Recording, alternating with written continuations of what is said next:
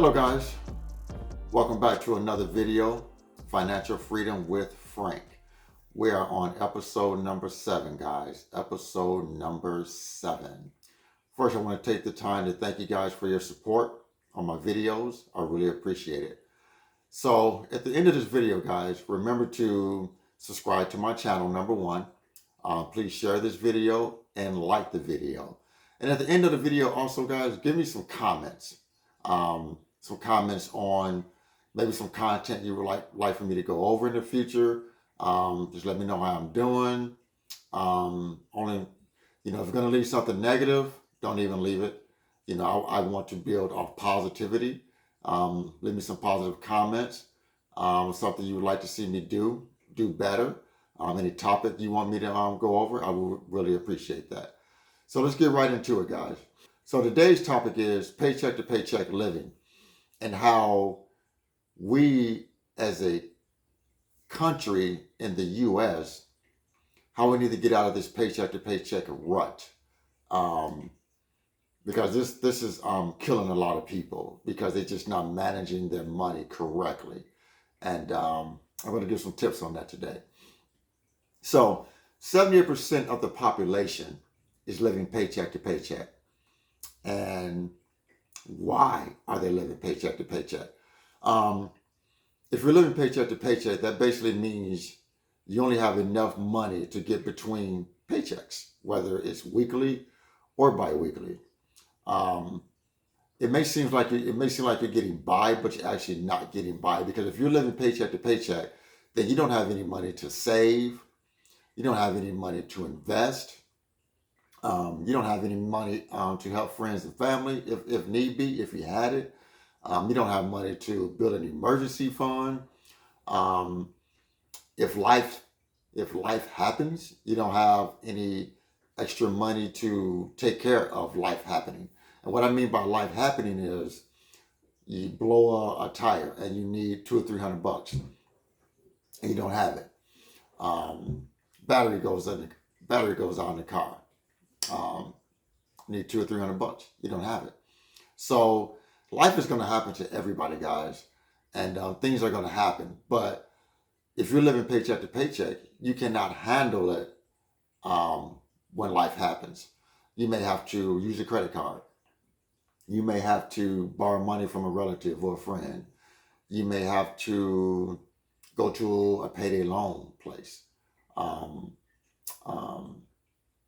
So, you're just going to be in a tough situation. They say 55% of the population cannot come up with $500 extra if life happened, if an emergency happened. Guys, as I'm sitting here making this video, I got $300 in my pocket. That doesn't include what I have in my savings. Doesn't include what I have in my checking account. It doesn't include what I have in investments. It doesn't include what I have in my 401k. It doesn't include any of that. So if life happened to me, I got options. But it wasn't always like that with me. Tell you a little backstory. My current job I've been at for 10 and a half years. I remember going to each interview on E, not knowing how I was going to get back home, not knowing if I was going to make it back home from that interview. So it's been a dramatic shift in the last 10 and a half years to where I was financially and to where I am now financially. But it was all through actions that I took, guys. It was all through actions that I took. I got tired of living that way. I've always been good with money, but I've never actually, always been good with it, but I never, because I wasn't taught how to save really well, invest my money, things of that nature. But I always had something to fall back on. I always had some money put up somewhere in case things happen. I can always have some money. But until recently, a few years ago, I was taught, about investing and things of that nature, taking advantage of my 401k and things of that nature. So yeah, I'm a whole lot better off with money than I was when I started my current career. So let's talk about some things that would help you get out of the paycheck to paycheck cycle, guys. So, number one is get on a budget. Get on a detailed written budget. A lot of people think a budget restricts them from what they can and can't buy, and that's not the case. Basically, when you get on a budget, you are telling your money what you want your money to do and not worry about where your money went. I live on a budget. Me and my wife, we live on a budget. When we get paid, we pay ourselves first. We got money going to our 401ks. Then when we get paid, we're going to figure out what we're going to put in our brokerage account. We're going to figure out if we're going to buy more stocks. Then put some money in our emergency fund. Then we pay our bills. But everything is on a budget. And I don't feel restricted about what I can and cannot do. I'm in control of my money. My money is not in control of me.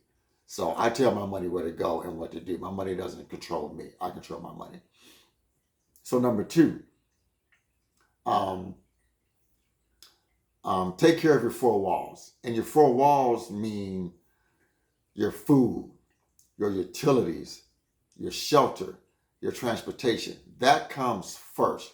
Taking care of your home comes first when you're setting up your budget, because then you start dispersing your money out to other things. But you want to make sure your home is taken care of with the essentials that's needed to maintain your home. That's your number one priority, is your four walls, your home, your food, the utilities, your shelter, your transportation. Number three, you need to start an emergency fund. An emergency fund is money you put away to help if life happens. Emergency fund is what we call it 3 to 6 months of expenses. So pretty much if you got, let's say your expenses to take care of your home is $1,000 a month. So basically that means to take care of all your expenses, you need at least $3,000 to $6,000 put away in an emergency fund. So if you lost a job, something major happened, you have the money to go into your emergency fund to handle and take care of that issue. So build you an emergency fund, because having that emergency fund is going to give you a peace of mind, guys. Seriously, a peace of mind. The next one, big one, something I've already talked about in previous videos. Stop living with debt, guys. Got to stop living with debt. You got to get debt out of your life. You got to dial debt back, because debt is not your friend. Debt is an annoyance. I can't stress that enough. What I notice about people, what people do, people get paid and they go out and shop. They go buy unnecessary things they don't need. Going to buying tennis shoes, going to buy shoes, going to buy pants, going to buy jeans, ladies going to get nails done, toes done, hair done. And I know individuals that do this like every paycheck. You don't need to do these things every paycheck. You don't need to go shopping every paycheck. You don't need to go buy a pair of shoes every paycheck. You don't need to go to the mall every paycheck. The last time I went shopping, I bought a nice sport jacket for $300. That was in April. This is the end of July. That was the last thing I actually bought for myself. And be quite frankly, I have clothes, I have shoes, have other sport coats. It was something that I wanted, but I don't need to go shop every time I get a paycheck. I have clothes, I have shoes, I have nice things, but I don't have to go shopping every time I get a paycheck. Sometimes we just got to tell ourselves, no, you don't need that. We don't need this. You don't need that. Your wife, your girlfriend, no, you don't need that. We can wait for that. The debt, we are racking up credit cards. That's a no-no. You're out. Car notes, get them out of your life. just unnecessary debt. And credit cards is one of the biggest ones out there because people are just carrying a lot of credit card debt. And if you're going to carry a lot of credit card debt, it's going to, the more debt you have, the more it's going to restrict you from being able to do other things you want to do in your life. So stop living with debt. Get rid of it. Get it out of your life. Next is sell some stuff. If you got stuff around the house you don't need, sell it. Get rid of it. Put it towards your debt to pay off your debt. Look for ways to do something extra to get some extra cash. Pick up a side job. Pick up a side hustle. Something like that. If you need help, just getting over the hump. Sometimes, I'm gonna be honest with you, paying down your debt, it's like you're giving yourself a raise.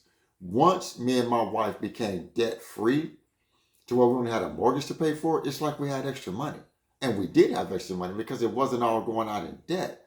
So if you get rid of your debt, it'd be like you gave yourself a raise. Because I'm gonna be honest with you, I didn't really sell anything when we went through our debt-free journey. We didn't, neither one of us picked up a second job. We just got out of debt. Once we got out of debt, we had more money.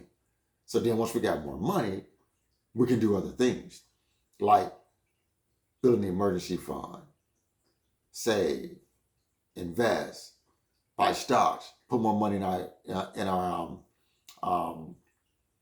401ks, things of that nature. So when you get out of debt, you open up other avenues to where you can put that money to work for you guys. So, and number 6 was get a temporary job or side hustle. Like I said, that's always an option, but that's not something that we did. Because like I said, once we got out of debt and we eliminated high credit card debt, car payments and things of that nature, we gave ourselves a raise just by doing that. We didn't have to go pick up a side hustle. Live below your means. Number 7. This is an important step, so don't skip it. Making more money will never do you any good if you keep spending it all on unnecessary items. Don't start a side hustle and keep living a lifestyle that you can't afford. People making, of that 78% of Americans living check to check, 48% of those are making over 100 grand a year, and they're living check to check. But what happens is, what I see people doing all the time, people make more money, but guess what? Then they start spending more money. They get a raise, then they start spending more money. So if you make 100 grand a year, you think you're making all this money, which 100 grand a year right now is not a whole lot of money, especially with high inflation and things of that nature. 100 grand, even 100 grand right now isn't a whole lot of money. But if you, every time you get a raise or you leave a job, you're making more money. If you start spending more money, you're gonna be in the same rut you was in prior. You can't get more money and then keep raising your lifestyle. It's called lifestyle creep. You can't do that. You gotta live below your means. Or I like to say live at your means. Because again, if you only buy necessities and things you actually need, instead of overspending all the time like most of you guys are doing, you can get your money under control. If you stop overspending and get your money under control, guys, it can be done. Look for things to cut out. If you're living paycheck to paycheck, this isn't time to buy T-bone steaks. This isn't the time to be going out to dinner. This isn't the time to be buying $200 and $300 pairs of Jordans. This isn't the time to be buying $300 sport coats, sport jackets. You need to watch your money and look for things to cut out. You know, if you got high price cable, try to get it cut down. Check your cell phone plan, see if you can cut that down. Check your car insurance, see if you can cut that back and start getting quotes from other companies. There's a lot of things you can do to cut back on costs. You just got to put forth the effort and look into it. Number 9, save up for big purchases. Like if you want to go buy a new big screen TV, instead of going out and financing it, save your money and go pay cash for it. But if you do use a credit card, pay it off the next month. Don't let that interest keep accruing. Pay it off. The problem with a lot of people is that they'll say, well, I'll pay this off next month with my credit card. No, you won't. 9 times out of 10, you're not. You're just lying to yourself.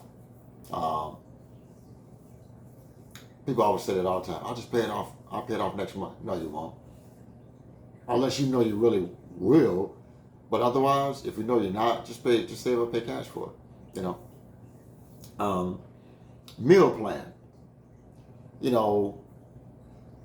One of the things I had to stop doing is just walk into a grocery store and get ready to grocery shop and walk in blind, not knowing exactly what I need. So then I just put this in the cart, put this in the cart, put this in the cart, put this in the cart, and not actually making a list of of the things I'm gonna need, because I'll get back home and then I'll be like, man, I already had ketchup, I already had mayonnaise, I already had cereal. If you write a detailed list, go to the grocery shop, it's been proven, you will spend less money. You won't overspend. So just try it. Go in the grocery store with a detailed list, guys. You will spend less money. Number 11, just remember your overall why. Why you're doing this, why you're trying to get out of debt, why you're trying to get out of paycheck to paycheck living. Living paycheck to paycheck can feel like getting stuck in a revolving door with your money. You're constantly going around and around and never going anywhere. You guys know what the definition of insanity is. It's doing the same thing over and over and over again, but expecting a different result. So if you keep doing what you're doing, just look yourself in the mirror. You're going to keep getting the same result. So if you guys want to do better with your money, you got to start doing different things. So let me go over these 10 steps again real quick for you guys. Get on a detailed budget. Tell your money where you need it to go, what you need it to do for you. 2, take care of your 4 walls first, your home, your food, utilities, your shelter, your transportation. Next, start an emergency fund. Whatever your expenses are per month, times it by 3 to 6, by 3 or either 6, if you want to do a 3-month emergency fund or a 6-month emergency fund. I would prefer a 6-month emergency fund, because let's just say if there's a job loss, at least you know you have 6 months of expenses to cover your bills while you're job hunting. Number 4, stop living with debt. Again, if you get out of debt, you're going to give yourself a raise anyway, because you have no debt. You're not getting your money is going out. You get paid, your money goes out. You get paid, your money goes out. That's a revolving cycle that can never end if you don't change it. It will never end. Again, definition of insanity, keep doing the same damn thing and you're getting the same damn result, but you're expecting something different. It's never going to happen. Sell stuff. Personally, I think if you just get out of debt, you won't have to sell anything, because we didn't have to do that. Get a temporary job or start a side hustle. You can do that if you want to. Get a temporary job, or you can start a side hustle. A lot of people have created side hustles to where it doesn't take much of their time, to where they start generating income. A lot of people have developed side hustles into permanent income streams to where they replace their jobs in the long run. I mean, that's awesome.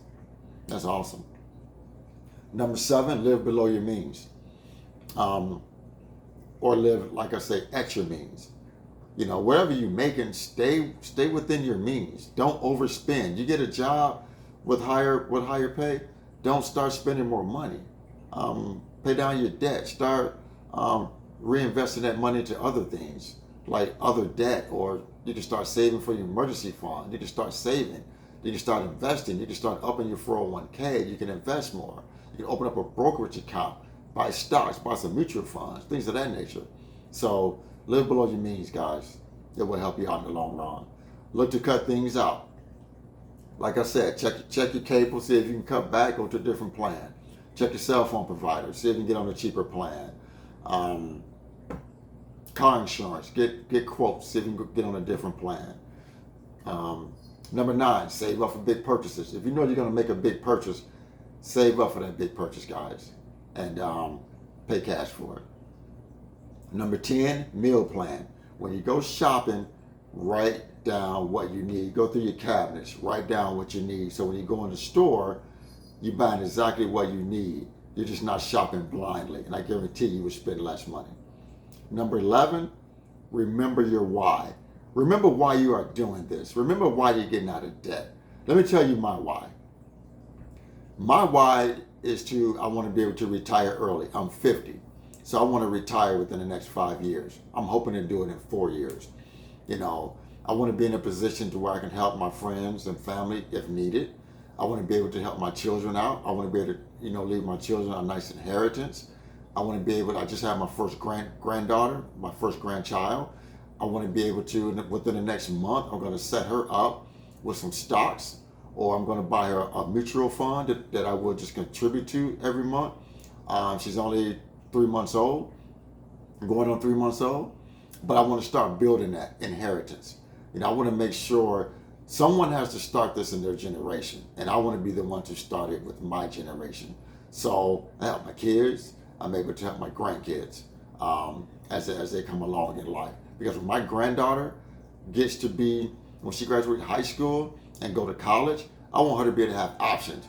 Do I want to start a business? Do I want to be a full-time investor? Do I want to go into real estate? I want to make sure I set her up right so she has options when she get out of college, and make sure her college fund is paid for if that's what she chooses to do. So that's my why. And I just want to be able to have my time. I want to be able to do what I want when I want to do it, because time is something we can never get back, guys. So go ahead and wrap this up. I want to thank you guys again for taking your time to watch my channel, view my channel. Again, subscribe to my channel, guys. I really would appreciate it. Share this video, like this video, and leave me some comments on what I can do to get better. Guys, remember, financial decisions you make today will shape your life tomorrow. Thank you for tuning in with Frank. Thanks a lot, guys. Appreciate it. Take care.